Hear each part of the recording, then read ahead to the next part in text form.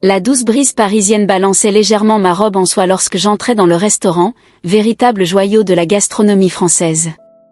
L'arôme des plats sophistiqués remplissait la pièce et je ne pouvais m'empêcher de sourire un peu de satisfaction en voyant les tables élégamment disposées. C'était un endroit où les gens venaient voir et être vus, et j'étais déterminée à profiter de chaque instant.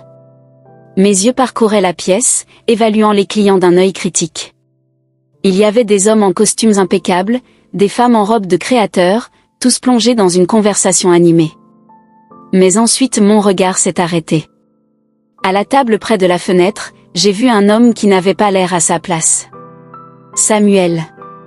Il était simplement vêtu d'un t-shirt usé et d'un jean délavé, concentré sur un croquis qu'il avait fait dans son carnet. La scène était presque comique, alors que tout le monde autour de lui profitait de l'opulence des lieux, il semblait complètement inconscient. Une vague de dédain parcourut mon corps. Comment ose-t-il être là? Le restaurant était un espace sophistiqué et il ne convenait pas. La colère a commencé à bouillonner en moi. Je me levai brusquement, attirant des regards curieux, et, sans y réfléchir à deux fois, je me dirigeai vers sa table. « Eh! Vous n'avez pas votre place ici ?» Ma voix résonnait dans le restaurant, interrompant les conversations et obligeant tout le monde à se tourner vers nous. Le silence était palpable et je pouvais sentir les yeux lourds sur moi. Samuel releva la tête, le regard surpris, et l'expression de son visage était un mélange de confusion et d'humiliation. « Je suis désolé, mais pour qui te prends-tu » répondit-il, sa voix ferme et contrôlée, comme s'il essayait de maintenir sa dignité au milieu du chaos que j'avais créé. « Je ne fais que dessiner. »« Dessin ? Ici ? C'est un restaurant, pas une salle de classe. » rétorquai-je en croisant les bras. « Les gens viennent ici pour profiter, pas pour vous voir griffonner. » Mon arrogance transparaissait dans chaque mot et je réalisais que je m'exposais à un spectacle de mépris. Croyez-vous vraiment que la valeur d'une personne est définie par ses vêtements ? Demanda Samuel en se levant lentement, comme s'il le faisait dans un acte de résistance. Je suis ici, à cet endroit, tout comme toi. Ce que je porte ne diminue en rien ma valeur en tant qu'être humain ni en tant qu'artiste. Ces paroles m'ont frappé comme un coup de poing dans le ventre. Je ne m'attendais pas à ce qu'il réponde avec autant de dignité. Le restaurant était silencieux et la tension était presque palpable. Je m'attendais à ce qu'il grince des dents, s'excuse et parte honteux. Mais il était là, debout, défiant non seulement moi, mais tous ceux qui ont été témoins de la scène. Vous ne me respectez peut-être pas, mais je ne me laisserai pas intimider par votre arrogance, a-t-il poursuivi, la voix toujours basse mais pleine de conviction. Chacun de nous a le droit d'être ici, peu importe la façon dont nous nous habillons. J'étais abasourdi, sans voix. Les regards autour de nous étaient lourds et je sentais l'indignation et la curiosité des gens. Mon cœur battait vite et pendant un instant, j'ai réalisé que j'avais franchi une ligne. Vous n'avez aucune idée de ce dont vous parlez, dis-je, essayant de reprendre le contrôle de la situation, mais l'assurance dans ma voix s'était déjà estompée. Samuel me regarda simplement, un regard mêlant compassion et déception. Et en un instant, j'ai réalisé que je n'étais pas seulement en train de défier un homme, j'étais confrontée à une vérité que je ne voulais pas accepter. Il n'était pas là pour se cacher, mais pour s'affirmer, et c'était quelque chose que je devais reconnaître. Ne sachant pas quoi faire, je retournai à mon bureau, entendant toujours les chuchotements autour de moi.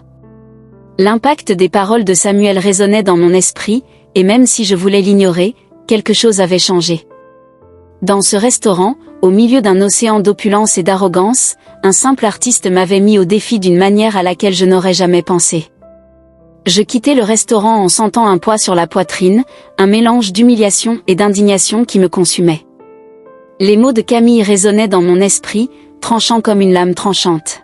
« Tu n'as pas ta place ici. » Je me demandais si elle y croyait vraiment ou si c'était juste une explosion de préjugés.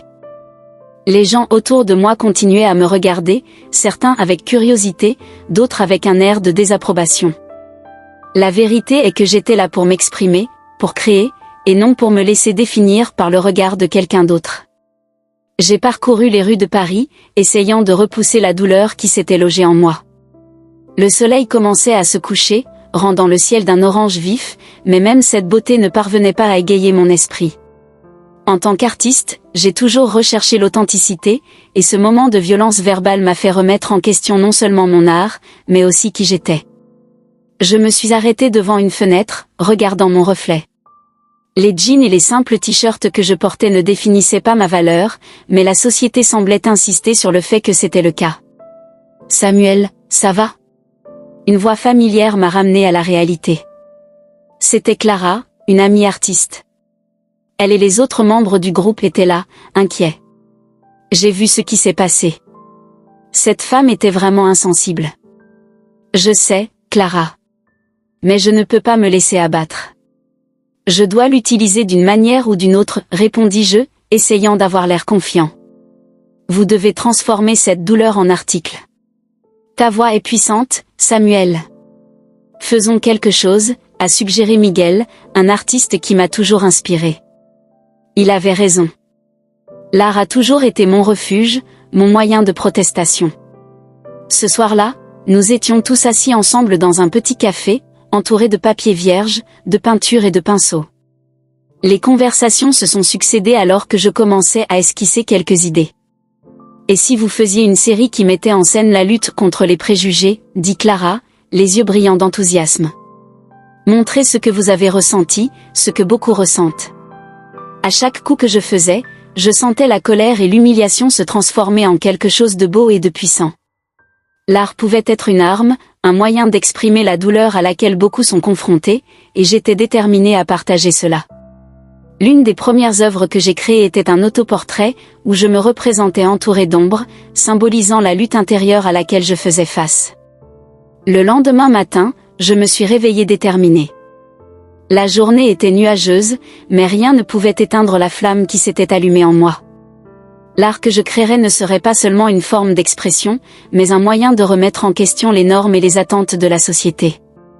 Je voulais que les gens voient au-delà des apparences, tout comme j'essayais de le faire avec moi-même. Pendant que je travaillais sur ma série, les souvenirs de l'incident avec Camille étaient encore frais dans mon esprit. J'ai ressenti un mélange de colère et de compassion pour elle. Son arrogance était un masque qui cachait ses insécurités. Je me souviens d'une conversation que j'avais eue avec ma mère, qui disait toujours « Les gens qui souffrent le plus sont ceux qui ont le plus besoin d'amour ». Je ne voulais pas être comme Camille, mais la vérité est que les préjugés sont une construction sociale que nous portons tous, d'une manière ou d'une autre.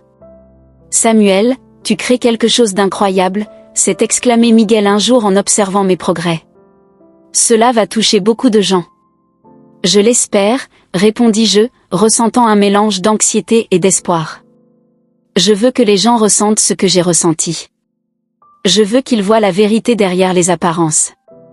À chaque coup de pinceau, je créais non seulement de l'art, mais aussi un nouveau moi. Grâce à la douleur, j'ai trouvé la force. Et ainsi, même si les blessures étaient encore ouvertes, j'ai commencé à guérir, transformant l'humiliation en beauté et en but. La douce lumière du studio illuminait les toiles autour de moi et je souriais devant la palette de couleurs vibrantes que j'avais choisie pour ma nouvelle série de peintures. La douleur qu'il portait depuis ce jour au restaurant s'était transformée en un élan créatif qu'il ne pouvait pas contrôler. Chaque coup de pinceau était une façon d'exprimer non seulement ce qu'il avait ressenti, mais aussi de transmettre un message puissant sur la discrimination et la lutte pour l'acceptation. Ce matin-là, en travaillant, je me souvenais du regard de Camille, de son expression de mépris, de la façon dont ses paroles coupaient l'air comme des lames tranchantes. Cette humiliation publique m'avait profondément blessée, mais maintenant, au lieu de me laisser abattre, je l'ai transformée en article. « Samuel, tu dois mettre ça sur papier, ou plutôt sur toile », m'a dit mon ami Lucas, un collègue artiste qui passait fréquemment me rendre visite. Il a toujours cru en moi, même quand je doutais de moi. Je sais, Lucas. J'essaie de canaliser toute cette colère et cette douleur vers quelque chose qui fait réfléchir les gens, répondis-je en appliquant une couche de peinture sur la toile. L'art est ma réponse à tout cela. Je veux que les gens ressentent ce que j'ai ressenti. C'est incroyable. Vous allez leur faire ouvrir les yeux, répondit-il avec enthousiasme. Chaque coup de pinceau doit raconter son histoire. Et c'est ce que j'ai fait. J'ai commencé à créer une série de peintures, chacune représentant une facette de la discrimination à laquelle j'avais été confrontée. L'une d'elles représentait un homme debout, entouré d'ombre, symbolisant l'exclusion et la solitude qu'il ressentait souvent. Une autre montrait une foule aux visages indifférents, ignorant la douleur d'un artiste invisible. Au fil des semaines, ma technique s'est affinée, mais le ressenti derrière chaque œuvre reste authentique et viscéral. Un après-midi, alors que je terminais un tableau que j'avais intitulé « Voix silencieuse », j'ai reçu un message de Lucas. « Samuel, tu dois voir ça. Ton art est exposé à la galerie de la ville. Tout le monde parle de toi. » Mon cœur s'emballa. C'était l'occasion dont j'avais besoin pour partager mon message avec un public plus large. « Pensez-vous qu'ils comprendront ?» ai-je demandé, l'insécurité m'envahissant. « Ils doivent comprendre, Samuel. Votre art parle de lui-même, » répondit Lucas. Lors de la soirée d'ouverture, les murs de la galerie étaient ornés de mes œuvres et l'espace était animé de conversations sur les préjugés et l'acceptation. J'étais nerveux, mais en même temps, j'ai ressenti un élan de détermination. Les gens se tenaient devant chaque tableau, discutant de leurs interprétations, et je pouvais à peine contenir le sourire qui apparaissait sur mon visage en entendant leurs réactions. C'est à ce moment-là que j'ai vu Camille. Elle se tenait devant Silenced Voice, le visage pâle, les yeux fixés sur l'écran. Un mélange d'émotions s'est emparé de moi, de la colère, de la confusion, mais aussi une curiosité troublante. Samuel, a-t-elle commencé, mais je ne l'ai pas laissé finir. Que faites-vous ici ? Ma voix était plus dure que prévu et j'ai réalisé qu'une partie de moi était encore blessée.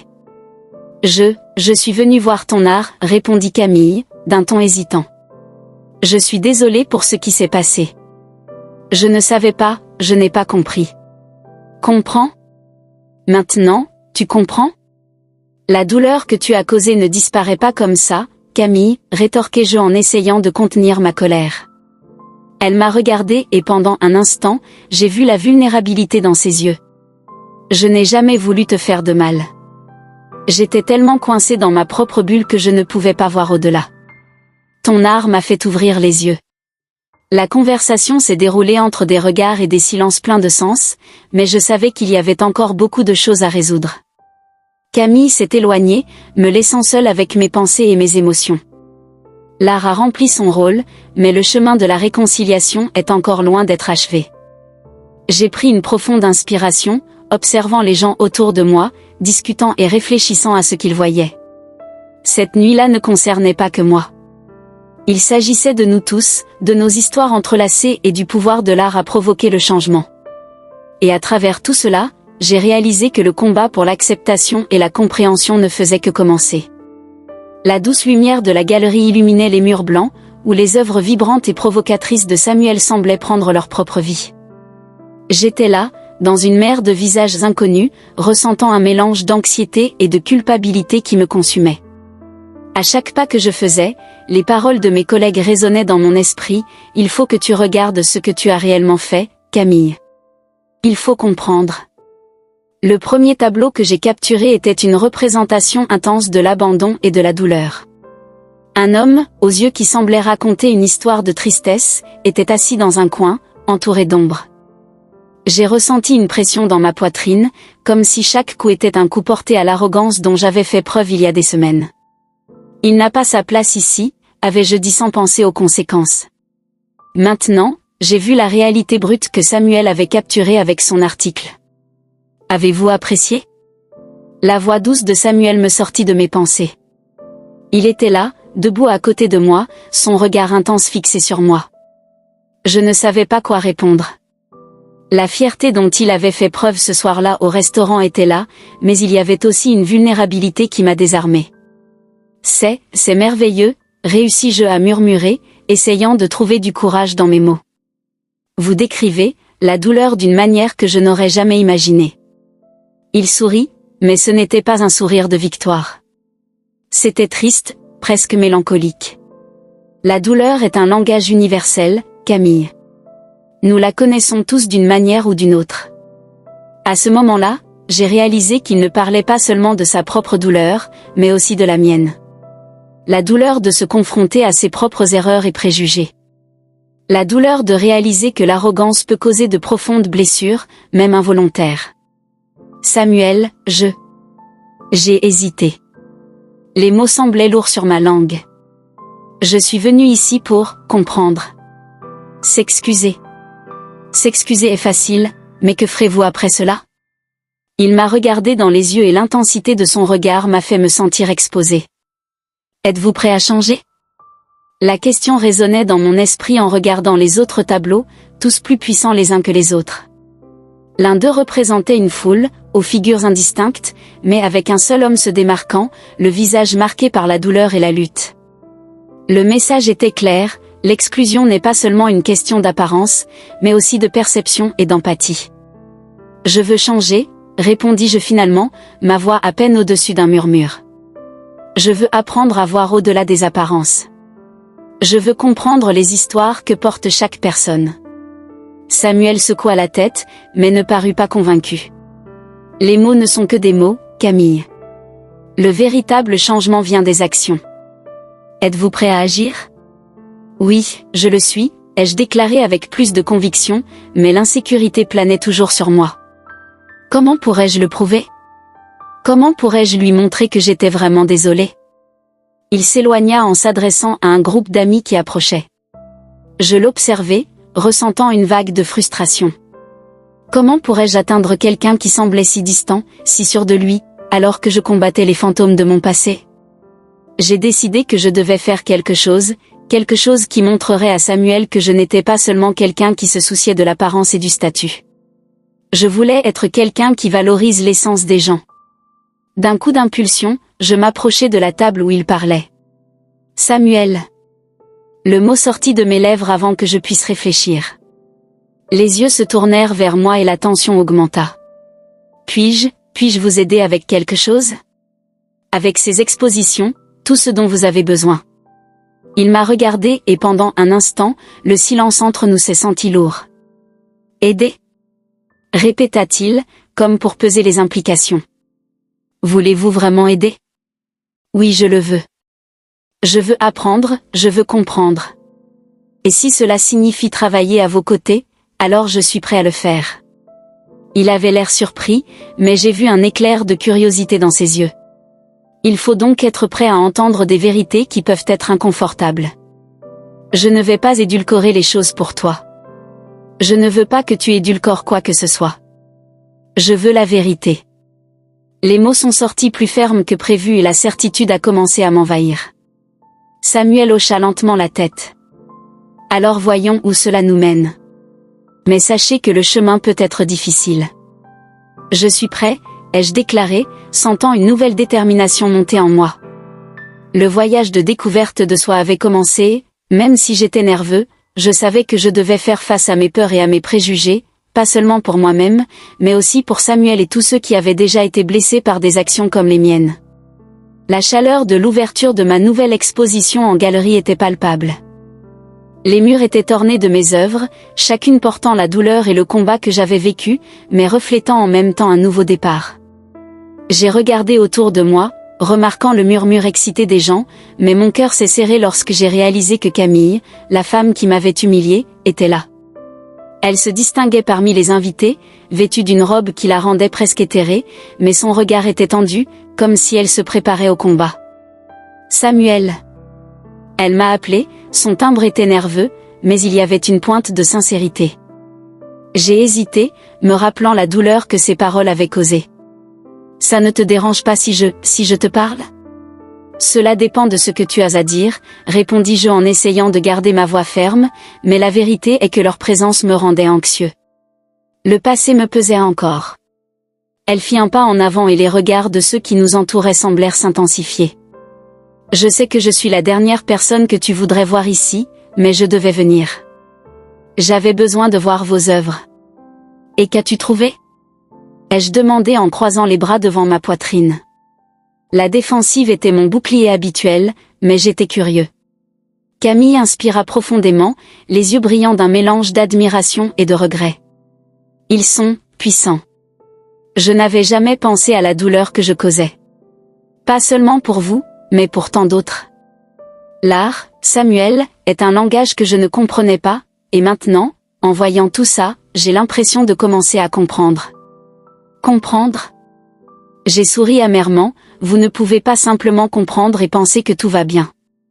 Vous m'avez publiquement humilié, Camille. Elle semblait secouée, ses mots murmurant. Je sais. Et je suis là pour m'excuser. Je ne peux pas changer ce que j'ai fait, mais je veux que tu saches que je suis désolée. Avant que je puisse répondre, un groupe de personnes s'est approché et l'ambiance a commencé à changer. Une femme à côté de moi a commencé à marmonner dans sa barbe, « Regardez qui est là. » C'est elle qui pense qu'elle peut se racheter avec juste des excuses. C'est vrai, elle n'a pas sa place ici, s'exclama un homme visiblement bouleversé en désignant Camille. Il m'a regardé avec un sourire sarcastique, comme s'il s'attendait à ce que je le rejoigne. J'ai senti mon cœur battre plus vite. Arrête. C'est exactement ce que je ne veux plus. Ma voix résonna et pendant un instant, le groupe se tut, surpris par mon ton. Ce qui s'est passé entre moi et Camille ne devrait pas être une excuse pour l'attaquer. La tension dans la pièce grandit et je vis Camille tressaillir, le visage pâle. Samuel, ça n'en vaut pas la peine. Ils ne comprennent pas. Commença-t-elle, mais je l'interrompis. Non, Camille. Ils doivent comprendre. Nous devons comprendre. J'ai regardé le groupe, ressentant le besoin de connecter tout le monde, de transformer l'hostilité en dialogue. L'art devrait être un espace d'empathie, et cela implique d'écouter la douleur des autres, même si cette douleur vient de quelqu'un qui nous a blessés. Camille m'a regardé avec surprise et pendant un instant, j'ai vu une lueur d'espoir dans ses yeux. Samuel, tu crois vraiment qu'il y a de la place pour ça? Pour le pardon? Oui, je crois. Mais le pardon n'est pas facile. Cela demande du courage. Et c'est ce dont nous avons besoin maintenant. L'ardeur de la dispute a commencé à s'apaiser, mais les blessures ont été exposées. Je voulais juste que tu saches que j'essaie, dit Camille, et je pouvais sentir la sincérité dans sa voix. Si vous pouvez me donner une chance, nous pourrons peut-être trouver un moyen ensemble. Peut-être, murmurai-je, toujours sur mes gardes, mais ressentant un léger soulagement dans ma poitrine. La douleur ne disparaîtrait pas du jour au lendemain, mais la conversation était une étape. L'événement s'est poursuivi, mais la conversation entre nous était loin d'être terminée. C'était un défi, un test d'empathie auquel je ne m'attendais pas, mais que je savais nécessaire. La tension dans l'air était palpable. Le murmure de la foule s'intensifiait alors que leurs regards se fixaient sur Samuel et moi. Il était là, debout, avec une expression mêlant douleur et détermination. Le groupe de personnes qui lui étaient hostiles ne semblait pas vouloir reculer et je me sentais de plus en plus perdu au milieu de cette situation.